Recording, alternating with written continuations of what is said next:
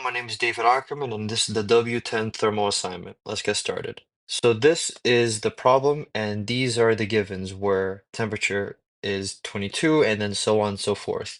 The assumptions that we're going to be making is that air is an ideal gas, which leads us to use the ideal gas equation. Q, Ke, and Pe are at the compressor are negligible. W, kinetic energy and potential energy at the rigid tank is negligible as well. The compressor is at steady state and the rigid tank is at the transient state. And this is the schematic diagram of the whole process.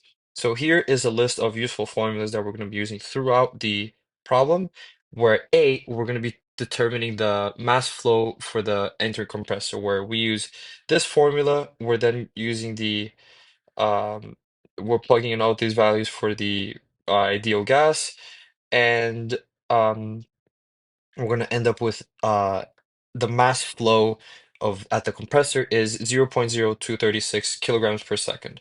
So for B, we're trying to determine the power required for the compressor, which we were using this formula. We're isolating the at the compressor, and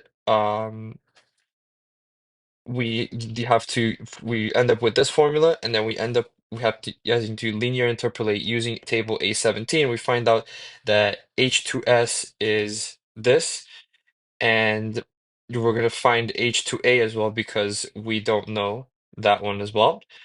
And then we're going to use the first law of thermodynamics at the compressor. So we're using the first law right here. We're declining Q and KE and PE as per stated. So we're going to get with this formula. And it's a steady flow, so mass is constant throughout the system.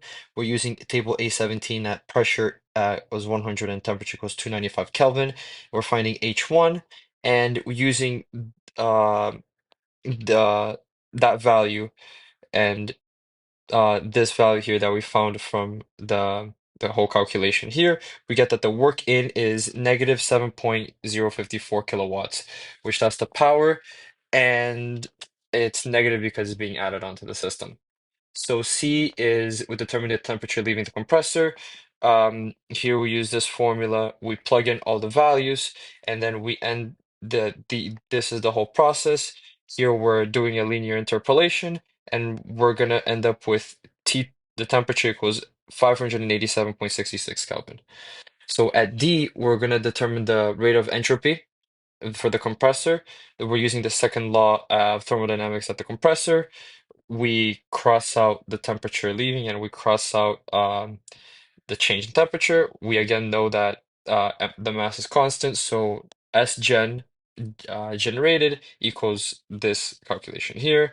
We're finding out this because this is the change in the change in entropy. We can use one of the known formulas from earlier. We can find S1 through the table A17 with these values, and we can linearly interpolate S2 by using this formula. We get this. Now we plug in every value to that formula above, and we're going to get the S gen equals 4.037 times 10 to the negative 3 kilowatts per Kelvin. E, we're trying to determine the mass of the air after T 200 seconds. We're going to use the ideal gas equation, solve for mass, and we get the mass equals that number. We use this formula here again. There's no mass leaving the system at the rigid tank, so the mass of the tank after 200 seconds is we're using the mass plus the mass that we just calculated is at 6.492 kilograms after 200 seconds. So at F, we're trying to determine the pressure at the air tank after 200 seconds of operation. Yet again, we're using the ideal gas equation and plugging in all the known values plus the previously calculated mass. We get that pressure for equal the pressure at after 200 seconds is 366.43 kPa. G is determine the total heat transfer for the tank at the room at 200 seconds. We use the first law of thermodynamics at the rigid tank, and we cancel out work because work is negligible. There's no mass leaving, so we can cancel that out. And using this, we can know that this would lead up to this. We're using table A17, we can find out that we can have find the missing values. So after we plug in all the knowns that we have, we get the Q is negative 1810.49 kilojoules, and Q is negative, so because heat is leaving the system, because Q is leaving the system. So H, we're trying to, assuming that the tank's boundary is 22 degrees Celsius, determine the entropy. So here we use this formula here, and we plug in all the values that we have as air is constant, as everything here, and that we use then the second law of thermodynamics at the rigid tank, neglect M exiting because there's no mass leaving, and we plug in all the known values. These are the change. This is a formula that it's in change in entropy, so we can plug it in with the given equations.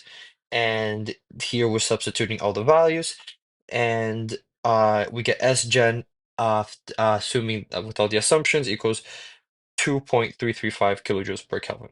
Thank you.